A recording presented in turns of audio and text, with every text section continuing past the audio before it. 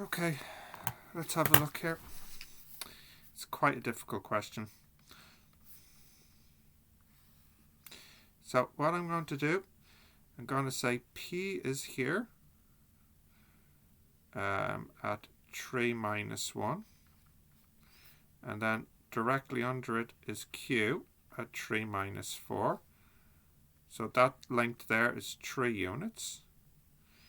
And then must come out some distance here I call alpha. And then this length here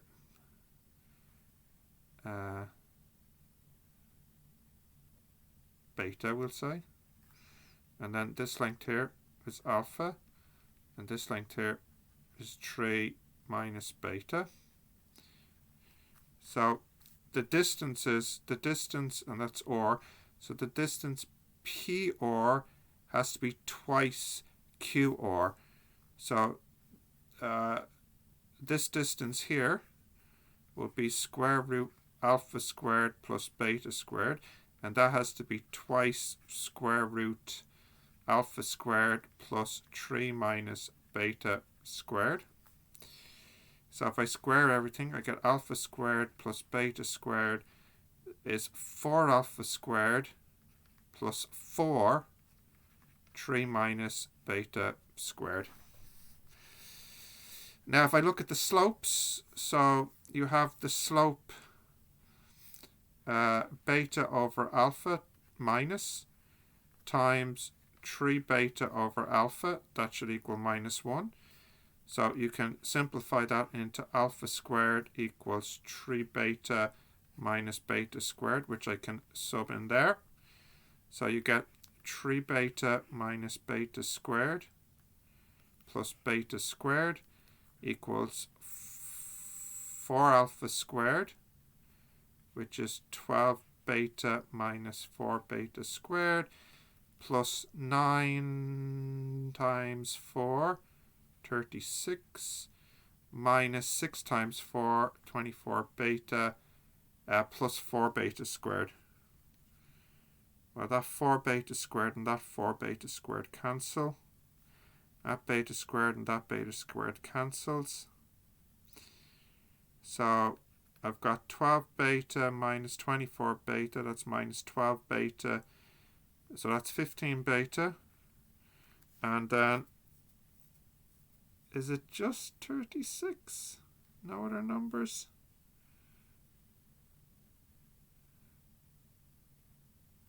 Just 36? That would have been nicer if it was 16, huh? But I don't think I've made any mistakes because let's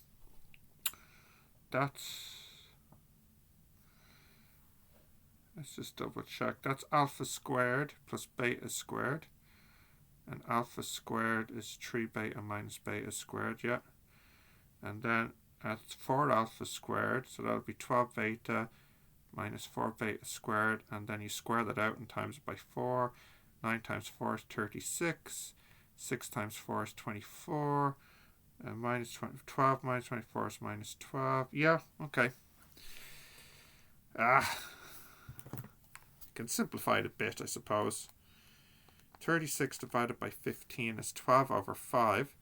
So beta is 12 over 5, which means alpha would be square root 3 beta minus beta squared. That would mean 6 over 5. Okay.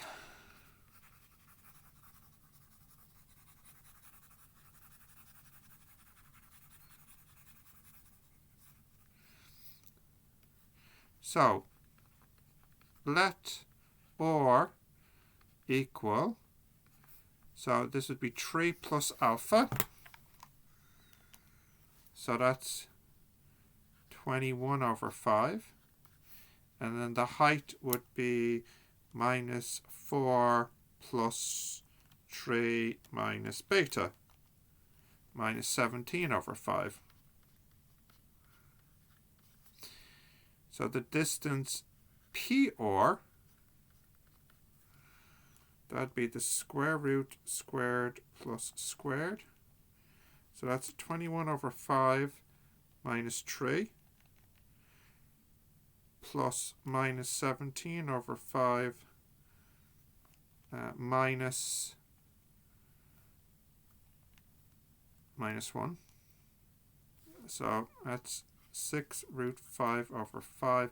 And then QR, so that's 21 over 5 minus 3 plus minus 17 over 5 minus 4. And that's 3 root 5 over 5, which is good because that makes it twice as big as that. And you can repeat by getting the slopes as well. So if you say that's M1 and that's M2, then you have M1 is minus, and it would be minus 2 over 1, I think. And beta. And then M2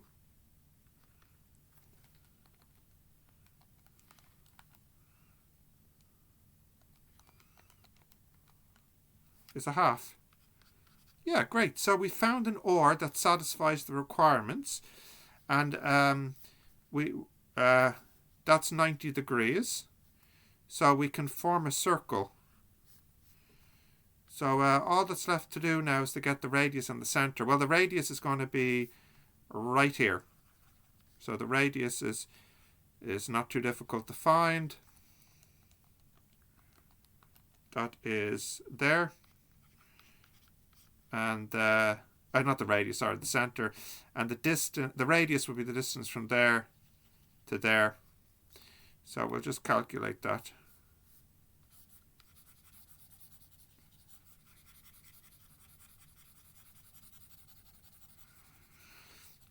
Okay, let's get the radius.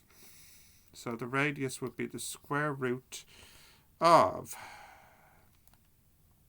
squared plus squared. So that is 21 over 5 minus 3 squared plus minus 5 over 2 minus 17 over 5. That's quite nice.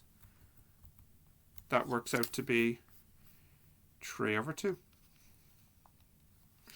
So the circle would be x minus 3 squared plus y plus 5 over 2 squared equals 9 over 4. That would be the equation of the circle. It will have P and R on it as its endpoints, and Q will be on the circumference. And that was quite a tricky question. I'm not sure. I kind of feel like that's probably one of the hardest circle questions that I've seen, and I kind of feel like there's probably a better way to do it. But I succeeded in finding the OR that makes the distance twice as big. That's the two distances in the ratio of 2 to 1. It also makes sure that they're perpendicular, so the P and the Q can be endpoints. And yeah, it works, and it's hard. Okay, let's have a look at the next one, which in fact is relatively easy.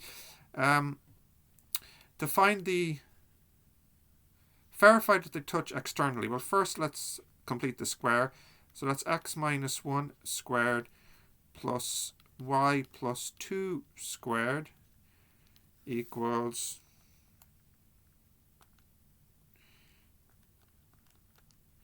13, I think. Because I'll need to have a minus 1 and a minus 4 as a minus 5, yeah. And then for the other one, it will be x plus 3 squared plus y minus 4 squared equals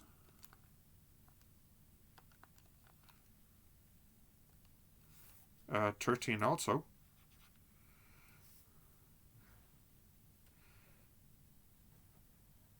Okay. So if I get the distance between the centers now, that'll be the square root of 16 plus 36, which is the square root of 52. Aha, which is 2 root 13. So what I've shown is that radii is 13, that radii is 13, and the distance is 2 root 13. So therefore they touch once externally. To get the equation of the shared tangent, the quickest way to do that is simply say S1 minus S2 equals 0. So that would be minus 8x plus 12y minus 20 equals 0.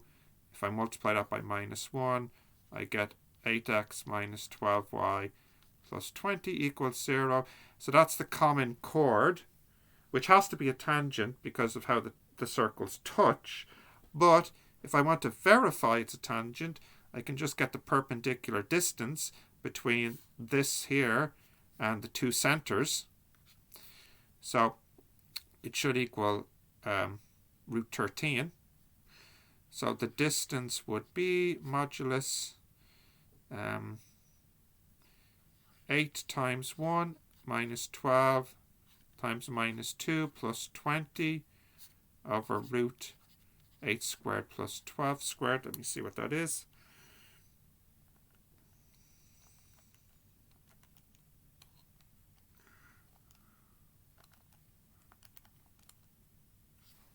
That's root 13.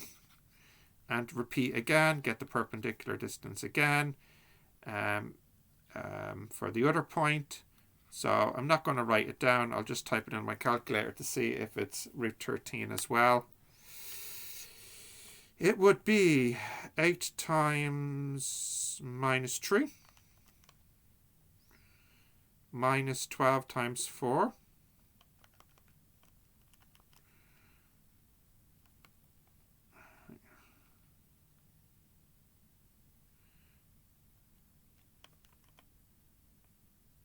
Yep. And that's also root 13. So you've shown that the perpendicular distance is root 13 with that circle, and the perpendicular distance is also root 13 with the other circle center. So yep. It all checks out here. So the C part was much easier compared to the B part. I'm still not satisfied with the B part. I feel like I could have done it in a better way, but if you have an idea, you can share it in the comments. 13 minutes, yeah, that's kind of is the standard time. Felt a lot much longer.